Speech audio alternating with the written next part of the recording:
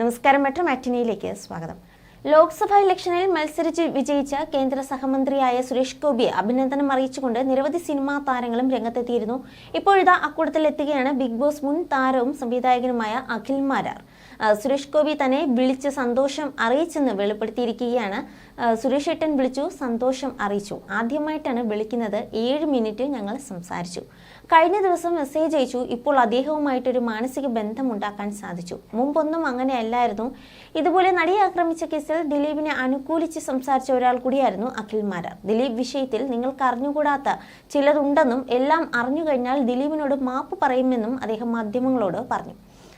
ഞാൻ ദിലീപേട്ടന് വേണ്ടി സംസാരിച്ചതും എൻ്റെ ശരിയാണ്, അല്ലാതെ പുള്ളി ആൾക്കാർ മുഴുവൻ സപ്പോർട്ട് ചെയ്ത് കൊണ്ടിരിക്കുകയാണോ? ഒരുപാട് നെഗറ്റീവിൽ നിൽക്കുകയാണ് ദിലീപേട്ടൻ. അങ്ങനെ നെഗറ്റീവിൽ നിൽക്കുന്ന ഒരാൾക്ക് വേണ്ടി ഞാൻ എന്തിന് സംസാരിക്കണം?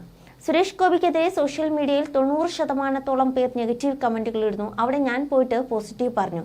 ഞാൻ ഫസ്റ്റ് സംഖ്യയാകുന്നത് അവിടെ നിന്നാണ്. പുള്ളി അനുകൂലിക്കുന്നത് പുള്ളി ജയിച്ചേക്കാം. പുള്ളിയുടെ ഉള്ളിൽ ഒരു നന്മ ബോധമുണ്ടല്ലോ എന്നത് നമ്മുടെ ഉള്ളിലെ നീതിബോധമാണ്.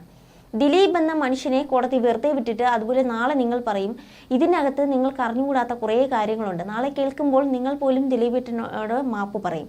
അയാളെ എത്രത്തോളം ആക്രമിച്ചിട്ടുണ്ടോ അതിനൊക്കെ നിങ്ങളുടെ ഉള്ളിൽ നിന്നും പരസ്യമായി സോറി പറയുന്ന കാലം വരും.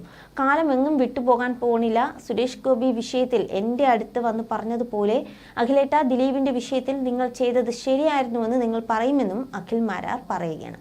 You're watching me on metromatney.com. on metromatney.com.